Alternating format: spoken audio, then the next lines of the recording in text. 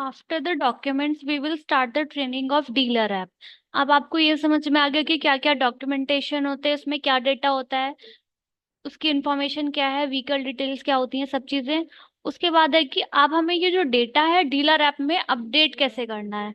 ठीक है, तो मैं आपको स्क्रीन शेयर कर रखी है, इसमें ये जो आपका आइकन दिख रहा है वीपीएस क्यूएस इंटरनल, ये आपका डीलर ऐप है। जस्ट आपको इसको लॉग इन करना है।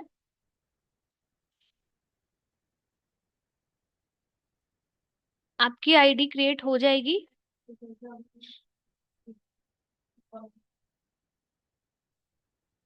इसको लॉग इन करना है।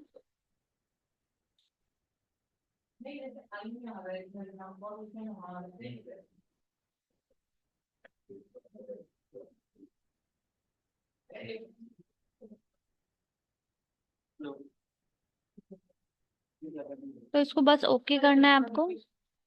तो ये हमारे डीलर ऐप का इंटरफेस है। इसमें क्या होता है, मॉर्निंग में आके सबसे पहले आपको रजिस्टर अपडेट करना है इस वाले टैब में। अगर रजिस्टर करने के बाद आपको लगता है कुछ मिस्टेक हो गई है, कुछ भी चीज है, तो आपको सेकंड टैब में अपडेट करना है। ठीक है, इसमें आप जो भी डेटा डालते हो तो आप उसको ठीक कर सकते हो, एडिट कर सकते हो। स्टार्ट फाइल ऑडिट ऑप्शन में जो भी आपको ईडीपी फाइल प्रोवाइड करता है, उसका जो भी डेटा होता है, व्हीकल डिटेल, कस्टमर डिटेल, जो भी चीजें उसने एड ऑन्स कराई हैं, सारी जो डिटेल्स होती है आपकी स्टार्ट फाइल ऑडिट ऑप्शन में जाके होती है। अगर रजिस्टर अपडेट करना होता है आपको, सॉरी एक्सपोर्ट करना होता है, तो इस पे जाके आपको टैप करना। मोस्टली आपके यही चारों टैब्स हैं जो आपको ज्यादातर यूज होते हैं आपके। तो फर्स्ट टैब है आपका डिलीवरी रजिस्टर अपडेट करना। ठीक है, तो इसमें सबसे पहले आपको क्या डालनी है, ये सारी आपको डिटेल्स मैच करनी है। कहाँ से करनी है, डिलीवरी रजिस्टर से। तो फर्स्ट ऐप में हमारे रजिस्टर में क्या, ये जो आपको स्टार कॉलम्स दिख रहे हैं जिसपे आपको स्टार स्टार, ये आपके कंपल्सरी हैं, ये आपको भरने ही भरने हैं। अब जैसे कि मेरी स्क्रीन पे मैं आपको एक फाइल शेयर करती हूँ, एक रजिस्टर है मेरे पास।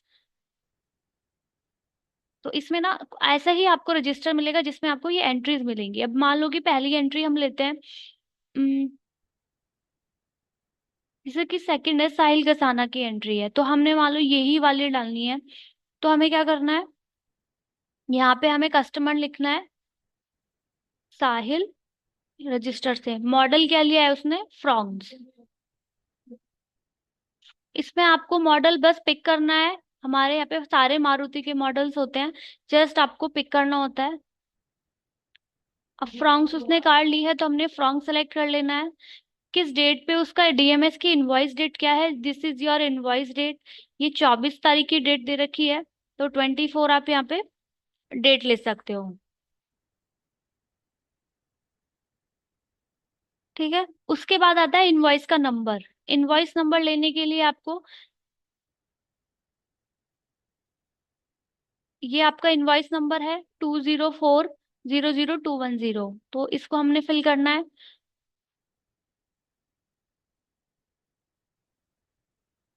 ठीक है, चेचिस नंबर हमेशा ये होता है, लास्ट सिक्स होती है 265447।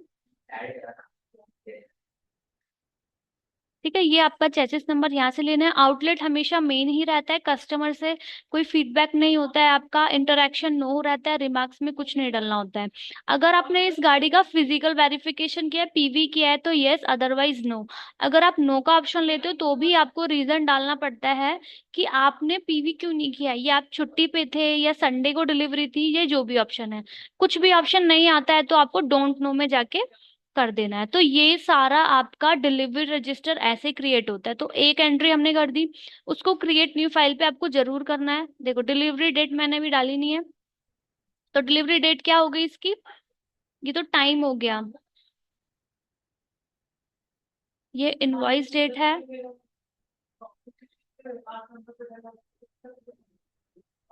डिलीवरी डेट, टाइम, ये देखो, हाँ, 3/5 को डिलीवरी हुई है। 3 तारीख की हमने डिलीवरी डाल दी।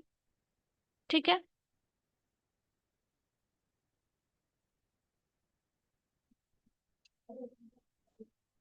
तो ये आपकी हो गई पूरा क्रिएट। तो ऐसे आपकी फाइल क्रिएट होती है, तो इसको कर देंगे क्रिएटेड। तो साहिल के नाम से एक फाइल आपकी क्रिएट हो गई है। ऐसी जितनी भी इसमें एंट्रीज हैं आपकी, one by one one one करके आपको इसमें अपडेट करनी है। मान लो कि आपने अपडेट भी कर दी है, उसके बाद आपको क्या करना होता है, उसके बाद आपको होम टैब पे दोबारा जाना है। मान लो इसी फाइल में आपसे कुछ फिल करते समय मिस्टेक हो गई, तो आप सेकंड वाले ऑप्शन में जाके अपने नाम से अपनी फाइल अपने नाम से बनाई है, इसको डबल क्लिक करना है, आपको सेम वही डिटेल्स आपकी इसमें ओपन हो जाएंगी। तो आपको क्या करना है, मान लो कि आपसे चेंजेस नंबर गलत हो गया, तो यहाँ पे 7 की जगह 9 डाल दो। तो जो भी आप चेंजेस करोगे उसे अपडेट जरूर करोगे। तो अब देख रहे हो यहाँ पे आपका चेंजेस नंबर चेंज हो गया। अगेन होम टैब पे जाना है, अब स्टार्ट फाइल ऑडिट पर जाना है। साहिल की मान लो फाइल आपकी, जो साहिल नाम का कस्टमर है उसकी फाइल ईडीपी ने आपको दी, तो आप उसको कैसे फिल करोगे। ये थोड़ा टाइम लेता है, 1 to 2 मिनट्स। Just wait. ठीक है। अब इसमें क्या करना है आपको, अब ये फाइल सेलेक्ट करनी है। यहाँ पे आपको बहुत सारी मल्टीपल फाइल दिखेंगी, अभी मैंने एक ही क्रिएट किया तो आपको एक ही शो हो रही है। जैसे ही आप इस पर डबल टैप करोगे, नीचे की डिटेल्स आपकी ऑटोमेटिक पिक हो जाती है। ठीक है, तो नीचे की हो गई। उसके बाद आपको जाना है यहाँ पे जो ऑप्शन आता है हमारा स्टार्ट फाइल ऑडिट पे। स्टार्ट फाइल ऑडिट पे जाओगे तो क्या होगा,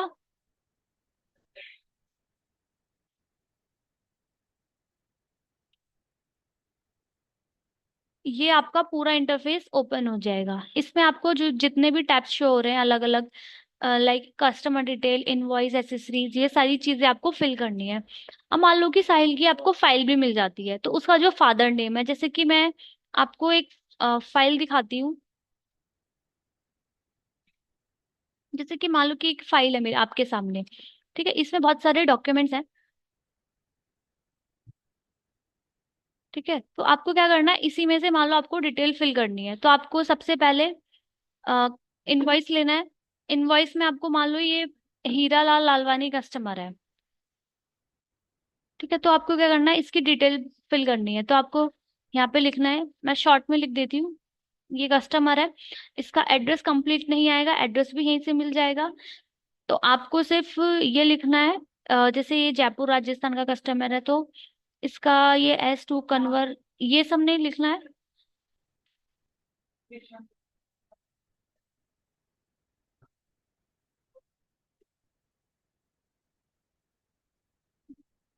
पक्ष,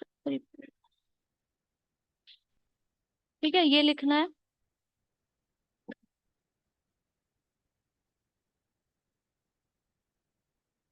शॉर्ट में लिखना है, कंप्लीट एड्रेस नहीं डालना होता। ठीक है, पिन कोड स्टार नहीं होता है, स्टिल इसका पिन कोड भरना आपका कंपलसरी है। ठीक है, ये आपका पिन कोड हो गया। ऐसे एग्जाम्पल ले लेते हैं कुछ भी। सिटी क्या है इसकी, जयपुर। मोबाइल नंबर इसका भर देना है, ये वाला 80107, ऐसे करके। अभी कुछ भी ले सकते हो आप। अगर इस फाइल में आपको गेट पास दिखता है तो गेट पास लेना है, अदरवाइज नहीं लेना। जैसे कि इसमें आपने देखा कि गेट पास है या नहीं।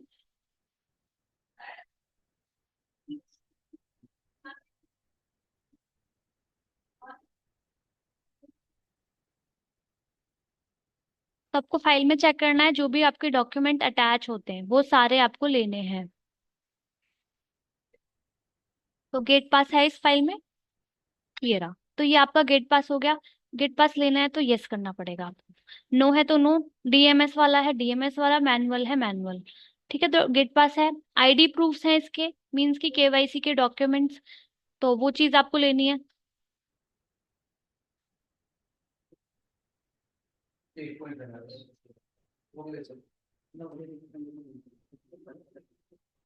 जैसे इसने लगा रखा है अपना आधार पैन, ये सब चीज इसने डाली हुई है, तो इसके केवाईसी डॉक्यूमेंट्स भी है। चेकलिस्ट है फाइल में, तो यस, अदरवाइज नो।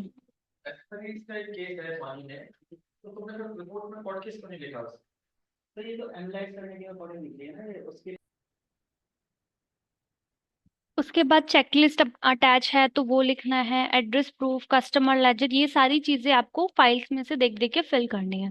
अगर ये आउट ऑफ टेरिटरी का केस है तो yes, otherwise no. Out of territory means कि अगर हम दिल्ली का ऑडिट करते हैं, कोई गाजियाबाद का कस्टमर है, तो वो केस हमारे लिए आउट ऑफ टेरिटरी हो जाता है। तो ऐसा होता है तो यस, अदरवाइज नो। अगर उसके नीचे है टीआरसी, अगर कस्टमर टीआरसी लेता है तो यस, अदरवाइज नो। तो जितनी भी आपने डिटेल्स फिल करी है उसके बाद आपको अपडेटेड क्रिएट डिटेल जरूर करनी है, वरना चेंजेस सेव नहीं होते। उसके बाद आता है आपका invoice and other. Win number आपको कहाँ से मिलेगा? Complete win.